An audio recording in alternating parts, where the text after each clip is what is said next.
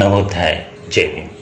मैं जागारू हर रोज की तरह आज भी धम्मपद की एक नई कहानी को लेकर आपके समक्ष हाजिर हूं। स्थविर महाकाश्यप की कथा।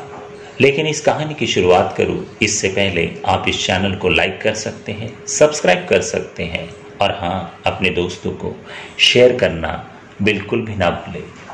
प्रमाद को अप्रमाद से हटाए स्थविर महाकाश्यप की कथा। गाथा। पमादमपमादेन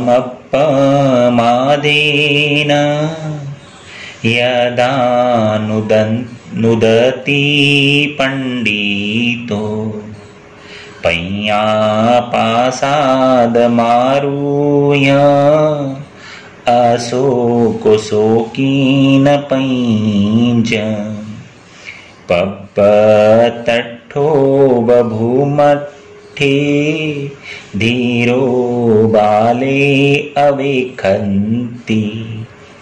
अर्थात जब कोई बुद्धिमान जन प्रमाद को अप्रमाद से ढकल देता है, अर्थात जीत लेता है, तो प्रज्ञा रूपी प्रासाद पर चढ़ा हुआ शोक रहित वह धीर व्यक्ति शोकग्रस्त मूर्खों जनों को करुण भाव से उसी तरह देखता है जैसे पर्वत पर खड़ा हुआ आदमी धरती पर खड़े लोगों को देखता है।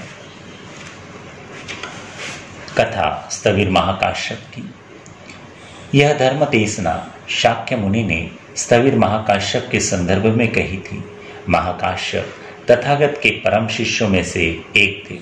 एक समय वे राजगृह के पास पिंपली गुहा में रह रहे थे, वहीं साधना किया करते थे। एक दिन उनके मन में आया, क्यों ना अपने अलौकिक दृष्टि से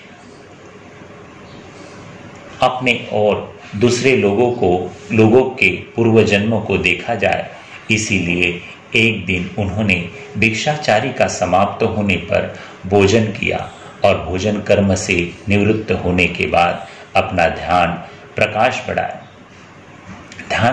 बढ़ाकर अपनी दिव्य दृष्टि के द्वारा वे जल थल तथा पर्वत आदि पर रहने वाले प्राणियों के जन्म मरण का लेखा जोखा प्राप्त करने की भावना से ध्यान में बैठ गए।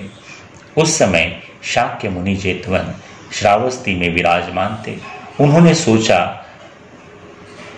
सोचा कि जरा देखूं कि मेरा शिष्य महाकाश्यप इस समय क्या कर रहा है।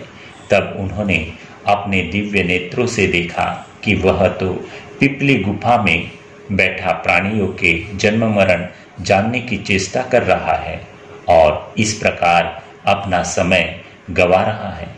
अतः बुद्ध ने अपने रुद्धि प्रभाव के ध्यान में प्रकट हुए मानो वे उसके सामने ही बैठे हुए हो और उसे संबोधित किया, आयुष्मान काश्यप, प्राणियों के जन्म मरण की श्रृंखला अनंत है और अपनी बुद्धि से तुम उन्हें गिन नहीं पाओगे। अतः तुम्हारे लिए यह उचित नहीं है कि तुम उन्हें गिनने में लगो। गणना करना तो तुम्हारा काम नहीं है, यह तुम्हारे ज्ञान से परे है। तुम्हारा ज्ञान तो बहुत ही सीमित है। प्राणियों के जगत में आने जाने का हिसाब किताब रखना मात्र बुद्धों का काम है, तुम्हारा नहीं। साधु साधु साधु।